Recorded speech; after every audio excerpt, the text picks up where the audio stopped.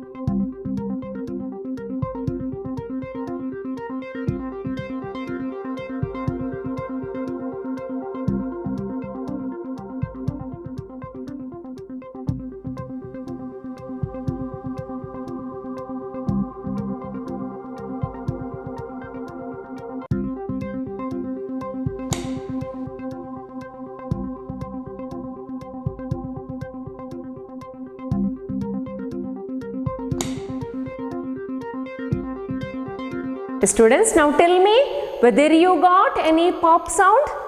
Yes, we got pop sound, same as that what we have done in the acids. Now what it indicates, pop sound? It indicates that it liberates hydrogen gas. Generally, the reactions of metals with base release hydrogen gas. Like in case of many metals, they react with sodium hydroxide to produce hydrogen gas. Yes, now what about the non-metals? Here, the reactions of base with the non-metal is quite complex it is. It is reacting with the base, but it is not giving any hydrogen liberation, so that we won't get any pop sound. So that activity we are not going to do in our class. Okay, it is not there in your, it is not mentioned in our textbook, so we are not doing that. But here what happened? Reaction takes place, but there is no gas, hydrogen gas is liberating, so we won't get any pop sound. Yes. Next, so that what and all we have studied? We have studied the reaction with acid and reaction with base. Next, one more reaction, that is a displacement reaction. That is a last part of our lesson, displacement reaction. Do you know, student, what is displacement reaction? Displacement. Just we'll take one simple example in your bench or else in your neighbor, one who is sitting near to you. What we are doing? We are taking or else we are removing your neighbor boy or else girl, and we are adding one more student to in that place. What we are doing? Your neighbor, your friend. You are sitting together, so we are going to take or else we are changing his place, we are exchanging the place. So what we are doing here? Here just we are not exchanging, here we are taking that boy from that place, and we are just replacing one more boy to that one. Okay, so I will show here how it is displacement. Okay, displacement reaction means here A and B, they are sitting together. C is next to him. What we are doing? We are bringing this C to this place, and we are taking this B out. See here what happened? We'll get AC plus B. Okay, this is called as displacement reaction. Now can you define this displacement reaction? What happens here? During the reaction. It is in chemistry, so we are taking reaction. What? During reaction, if a metal replaces another metal from its compound, then such reactions are called as displacement reaction. Come to know here, only this is possible in case of metals. Okay, displacement reaction is possible only in case of metal. It is not occurs or it does not takes place in non-metals. What it is the definition? What is the condition here? During the reaction, if a metal replaces the other metals from its compound, then such reactions are called as displacement reaction. Okay, so we'll try this displacement reaction. We'll do a small activity and we'll try and we'll see what is the observation we can get from this. Okay. Now we'll start an activity. Before that, we have to know what are the things or else what are the materials required for this activity. What and all we have taken is we are going to take different metals and metal solutions. We'll see what and all we have. Okay. See here, I have prepared copper sulfate. See here I have written, whether you can see or not. See here A, I have mentioned this test tube as A, B, C, D and E. Okay, in each I have taken different. So here in first beaker name is A, in that I have taken copper sulfate solution. Now tell me, how can I prepare this copper sulfate? Simply we can take copper sulfate. Okay, and we can dissolve that by adding water. Each solution I have prepared like that only. So in first A, I have taken copper sulfate solution. In B, same copper sulfate solution.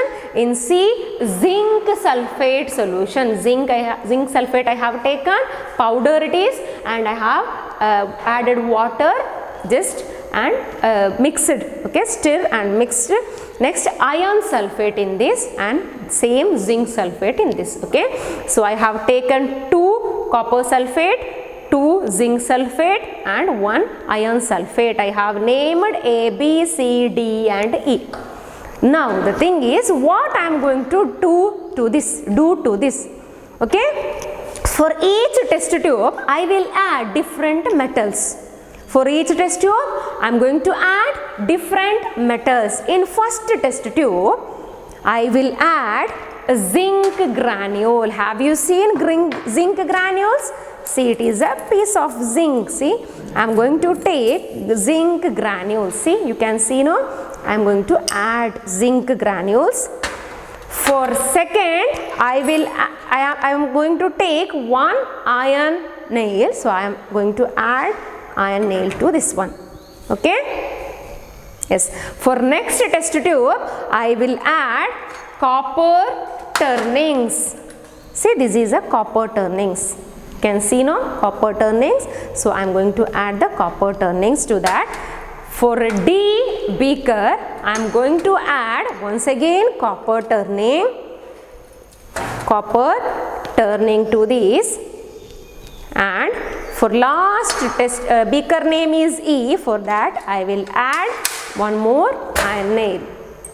Okay. Next, we will see. It will take little time to occur the reaction. Next, we will see what it is happens to each beaker. What is the changes we can see in each beaker? See, in first beaker, how was the zinc granules color? We can see here zinc granule is which color? Yeah, very shiny it is. Zinc color, you can see like aluminium it is. See how nicely we can see. I will remove one piece and I will show you student how it was. See, before it was like this. Now what happened? It changed the color. Can you see any changes? Yes, there is a change in its color. Now I will replace this one. Yeah. For this, what happens? See, it is very slowly takes place. It will take 5 minutes at least, minimum 5 minutes it will take. So we can see somehow the reaction here. See here, you can see the deposition of any color over here. Yes, we can see the changes. See, it will take a minimum 5 minutes I said. After 5 minutes we can see the change of this color. Color itself it will change. Okay, so here we can see the deposition of something, the surface of this. Okay, same as that we'll observe in beaker C. Whether we can see any change? No. Same as this copper turning, there is no change in its color. What about in this? What about in this? There is no change. I will take and I will show you student. See here, there is no change in copper turning. Same as it is remains like this. One more here. This is which solution? Zinc sulfate. We can't see any deposition in this. So what we observed out of these 5, only observation we can see in this. There is a changes in this first A and B beaker. There is no changes in C, D and E beaker. Now what it indicates? Just guess out student what it means. Why it is giving such a result to us? Yes. See, now once again we'll see what happened to this. Yes, there is a deposition of this. See, here it is completely, it is changed its color. Yes. After the observation, what we can infer student? After observing this observation, what we can infer is, now in beaker A, zinc replaces copper from copper sulfate. What happened? Zinc, we are adding zinc, no, we added zinc. That zinc is replaced copper from copper sulfate. That is why the blue color of the copper sulfate disappear. It will take time, I said. After 5 minutes we can see the disappearing of copper color, okay, copper sulfate color, and a powdery red mass of copper is deposited at the bottom of the beaker. Okay, at the bottom of the beaker. Upon that, in zinc granules we can observe the color change. Already we observed. Now tell me, what is the reaction takes place over there? What is the reaction takes place? Can you guess any chemical reactions? Yes. Now what the solution we have taken? What solution we have taken? Is copper sulfate solution. Which color it was? Yes, we got it is blue colored solution. Now what happened? What we added to that? That is a zinc granules, Zn. Now predict the chemical reaction. what happened here? Zinc replaces this copper. Zinc replaced copper. So what we got? Zinc sulfate and copper as it is remained over there. What happened? Zinc sulfate we are getting, copper is remain. Zinc sulfate plus copper. I am not going to balance. Check it whether it is balanced chemical reaction or not and try to balance that one. Okay? Yes. In first case I said. In second case what happened? Copper sulfate we have taken. Same copper sulfate we have taken. We added iron nail to that one. What happened? We got the observation, the deposition of copper in where is. Now tell me what is the chemical reaction? Just try out here. What is the reactions, what is products we can get in that? Just try same as that we can get here iron sulfate plus copper, it is remaining over there. Okay, next tell me, in that is in first A beaker, in second B beaker we got like this. What about in C, D and E? Whether we got any reactions or else any changes? No change. In C beaker we didn't get any change, in D we didn't get, and E we didn't get any change. Now what happened? It is not going to react in that 3 beaker. Now we will see why it is so. Okay? What? Since we do not see any change in C, because C, we can infer that copper is not able to replace zinc from zinc sulfate. In C what is that? Here what we have taken? Zinc sulfate. We have taken zinc sulfate. We added copper. Now it means that what? We can infer that copper is not able to replace zinc. This copper is not able to replace zinc. Same as that, in case of D, iron sulfate we are taking and we are adding copper to that one. Here also same thing it is happens. Okay, copper is not able to replace iron. In last beaker we are taken ZnSO4, that is a zinc sulfate. Iron we added. So here also we can see iron is not going to replace Zn, that is a zinc. Now what we can infer here is copper. We can infer that copper is not able to replace zinc from zinc sulfate. Now question mark, why it is so? When zinc can replace copper in A, why cannot copper replace in beaker C? Okay, same thing we have taken, only the metal is different. Why it is not going to replace? Now here, see it is, we know that the science is not simply, we can't say anything in science. See, science is not arbitrary, we are saying. What is arbitrary? We are saying what it means. What it means? There is some fact. There is some rules in science. According to that only it is occur. We can't predict anything in science. So there is a well designed rule over here. See, that is, it follows definite rules based on the facts. Okay, that rule is, here zinc is more reactive than copper and iron. This is a rule over here. Zinc is more reactive element while comparing to the copper and iron. Because of that, what happens here? In first case, zinc is going to replace this. But in this case, it can't. Copper is not that much, that it is not more reactive than zinc. So zinc is very, very strong reactive metal. Come to know? So more reactive elements replace less reactive metals, but a less reactive one cannot replace more reactive metals.